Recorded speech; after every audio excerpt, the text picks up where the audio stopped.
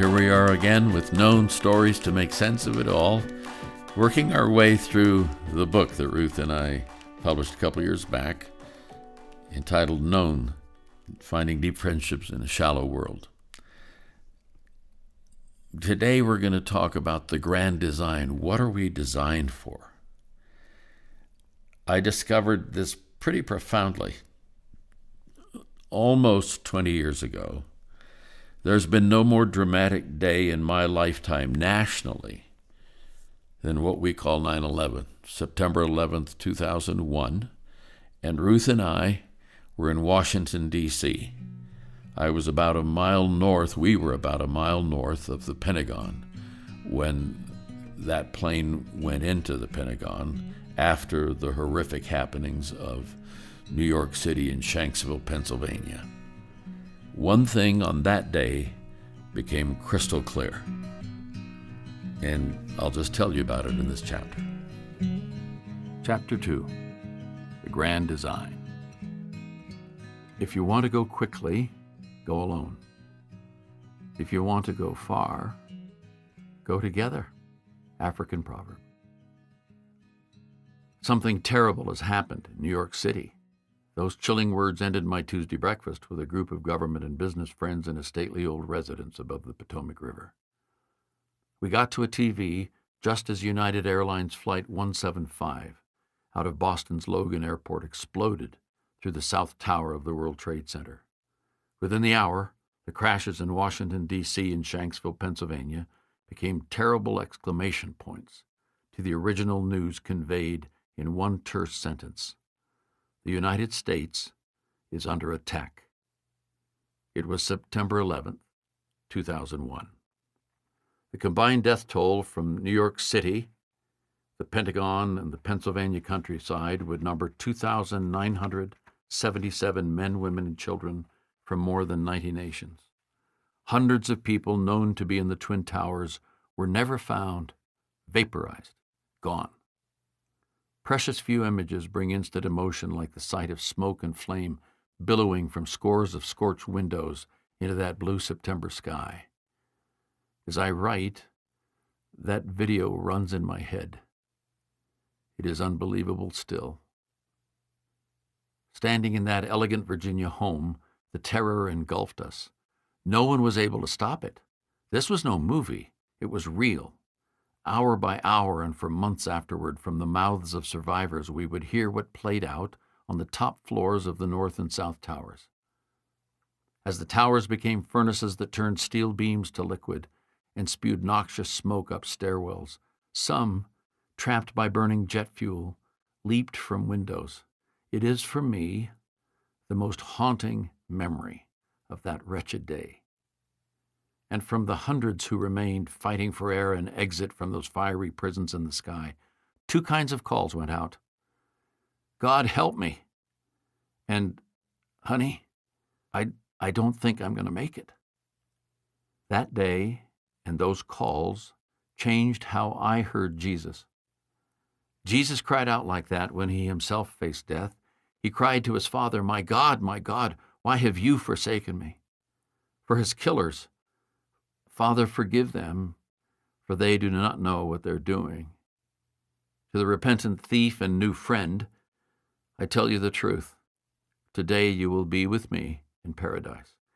And to his mother, Mary, and the beloved disciple John, dear woman, here is your son, and to the disciple, here is your mother.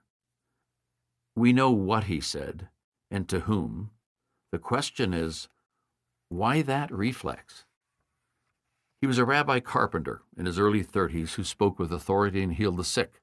Small-town man from the hills above Galilee, he confounded the power brokers, both religious and political. His words and actions were challenged at every turn. Disciples and critics followed him everywhere. He rankled the religious leaders simply by eating with the wrong people. It violated their sense of purity. Not only the wrong people, but at the wrong place and never at the right time. Fast forward to today, and the crowds he attracted would make him a YouTube sensation. Twitter would go nuts. One day, or perhaps several because this exchange is recorded in 3 of the 4 Gospels in slightly different ways, He is asked the big question, "Teacher, which is the greatest commandment in the law?" Jesus replied, "Love the Lord your God with all your heart, with all your soul, with all your mind. This is the first and greatest commandment, and the second is like it. Love your neighbor as yourself.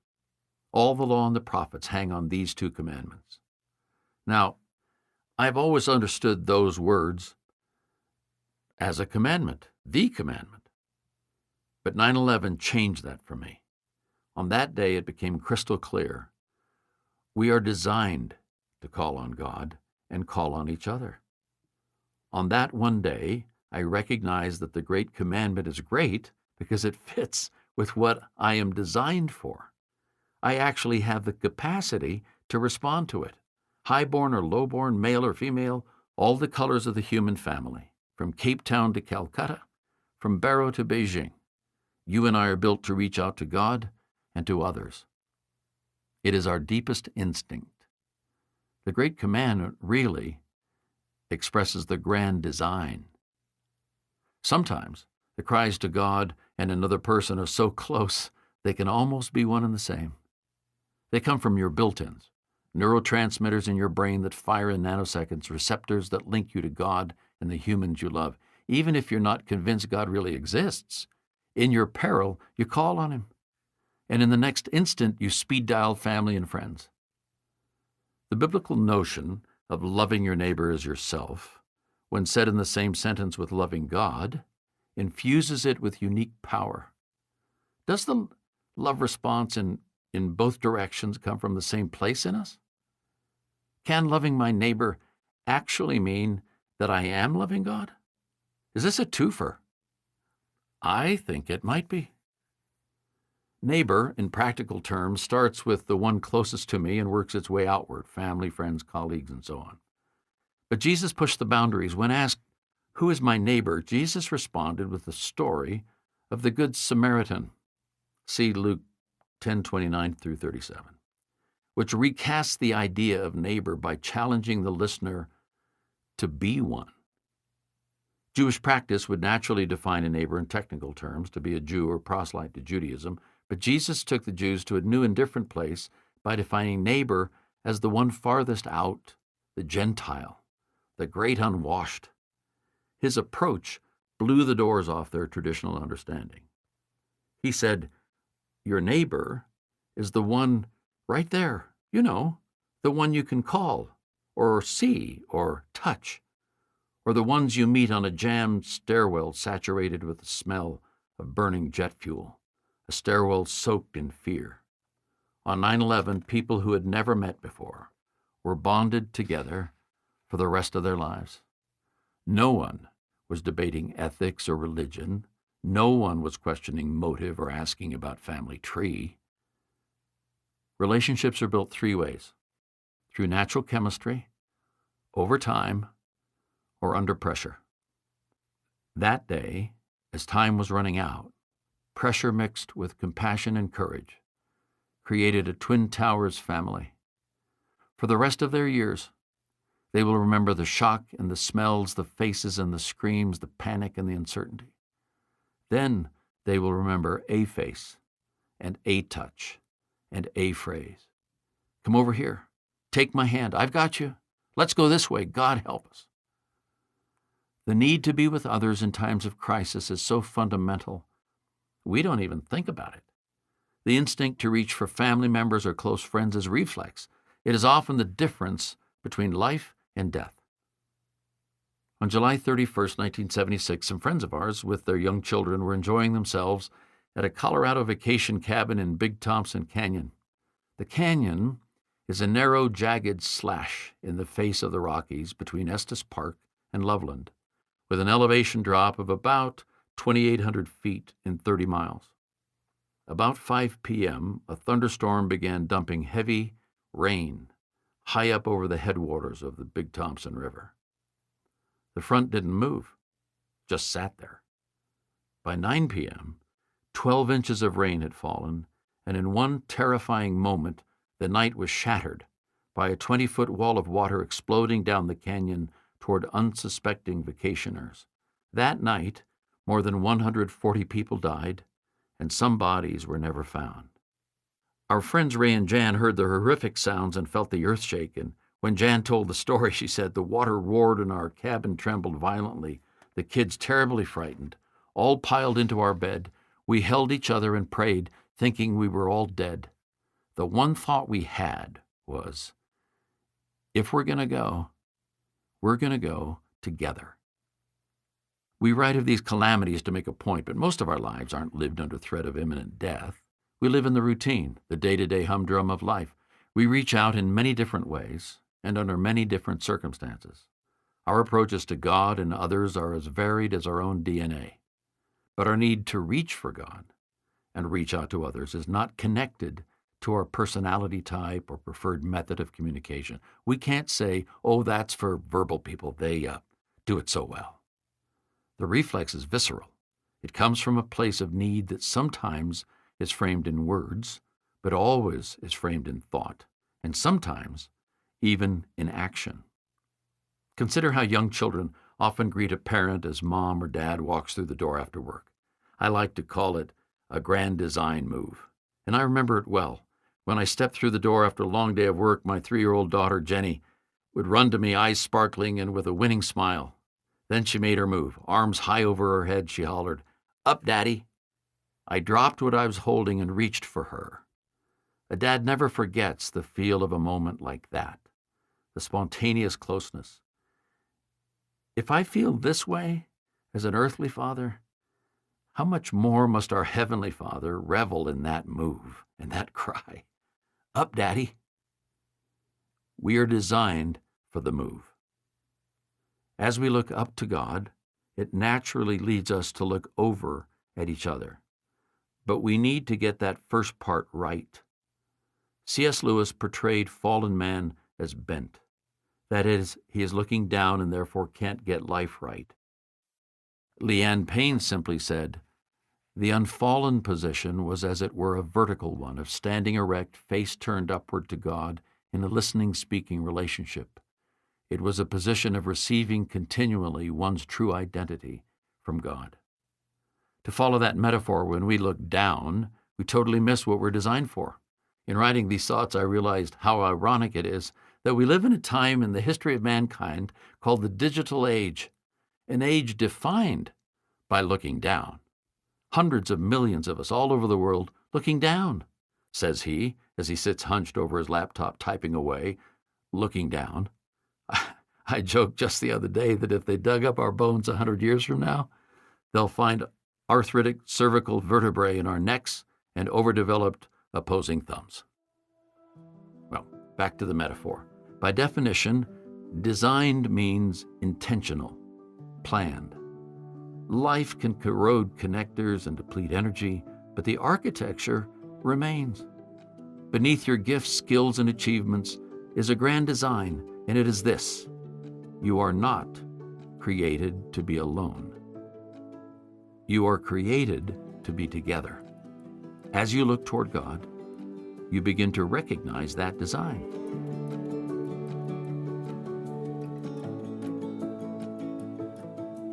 So I want to stop right there in the reading of the book for just a moment and introduce you to a friend who knows about design.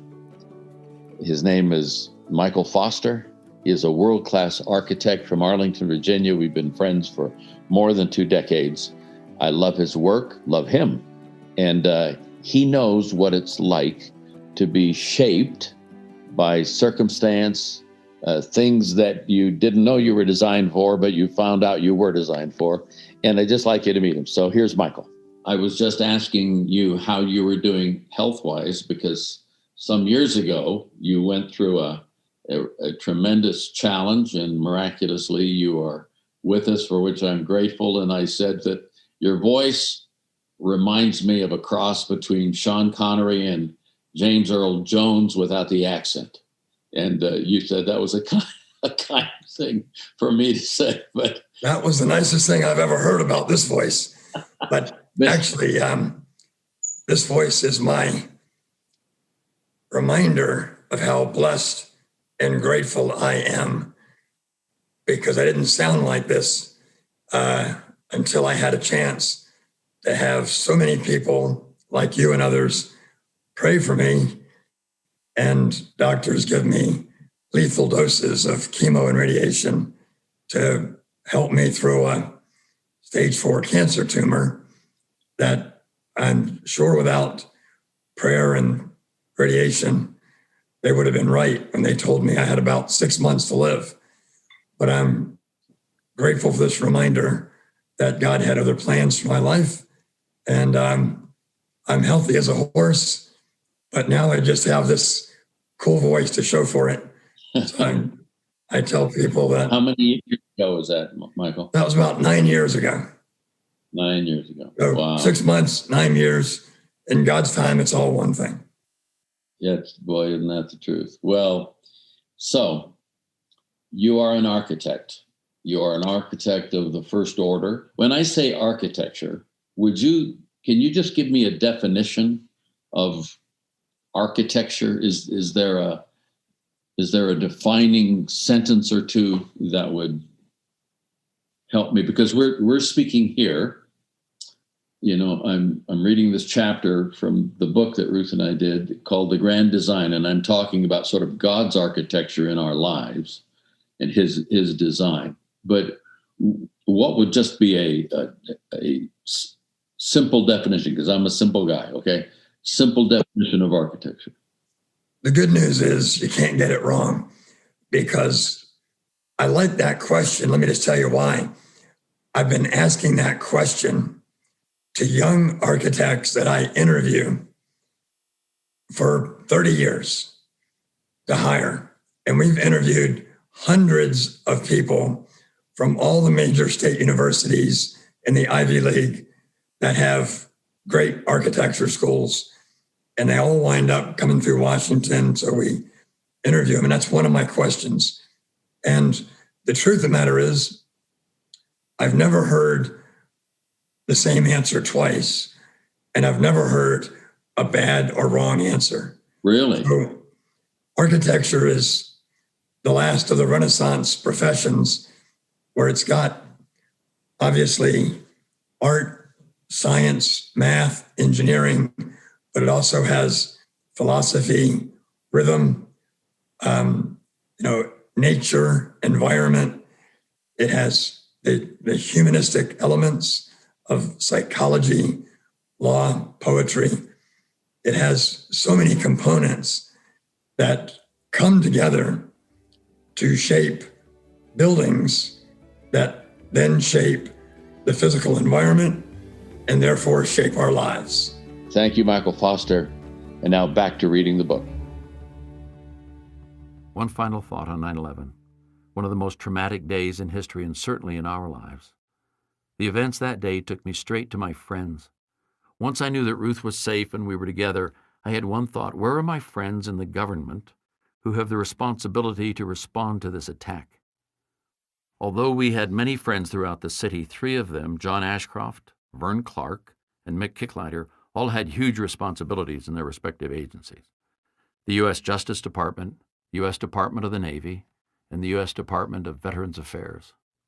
In the previous years, I had met with each of them at their offices and outside the workplace as well, just as a friend and hopefully an encourager. So often I would walk away from those times saying to myself, how do they carry such great responsibility with such grace? I could never do that. And boy, did I learn a lot from that conversation. Each of them was always open, always welcoming, and we would do what friends do: laugh and eat and tell stories and pray, and on occasion find ourselves broken before each other and the Lord. I was desperate to find them by the end of that September day. Vern was in the Pentagon, just a few hundred feet around the corner from the point of impact. In just a few short minutes, he lost 42 of his best and brightest colleagues. Despite the chaos, he was still able to move his team to a command center at an alternate site. He called me that evening. As it turns out, John was mid-flight on his way to Milwaukee when all planes in U.S. airspace were ordered to land at the closest airport. His Justice Department plane landed, refueled, and immediately flew back to Washington, the last miles under escort by F-16 fighters. We didn't connect till the next night. A retired 3-star Army general, Mick's role in Veterans Affairs was to execute the emergency plan they had in place in the event of nuclear attack. They have huge stockpiles of medicines and access to hospitals. Mick ended up overseeing those plans from a different state. I didn't find out where he was for 9 days. In those hours and days, I reflected on the joy I had experienced with these 3 men over the years prior. John and I liked nothing better than wolfing down large bowls of butter pecan ice cream while watching ball games in his family room on Capitol Hill. When he could find time, we'd drive to his farm in the Shenandoah Valley and hike the property or pick wild blackberries. Because he loves gospel music, I'd often go and sing old songs with him that we both had learned as boys. He'd play the piano with gusto, and I'd try to sing on key. Vern is really a fine golfer. Whenever we played, he challenged me to up my game big time. We'd share great stories about his dad, who had been my mentor when I was in my 20s in Illinois. He and his wife, Connie, were the quintessential host and hostess at their residence in the Washington Navy Yard each Christmas. They were so kind to invite us to that time of wonderful food, first-class music from a brass ensemble, and all-around good cheer. Mick and I often met for meals at a local diner, and each February we would host small groups of international leaders during the days surrounding the National Prayer Breakfast in D.C. We even took a fascinating trip to India once to meet some leaders that Mick knew. Reflecting on all those times with these men, I cannot adequately describe the relief I felt, knowing my friends were safe. To physically see the guys again some days later was terrific. It was good. It was right. It was the grand design. We are made for God and each other. It's a kind of coming home. We experience what Jesus dreams of when we say, "All men will know that you're my disciples if you love one another." So, what does a God-connected friendship look like?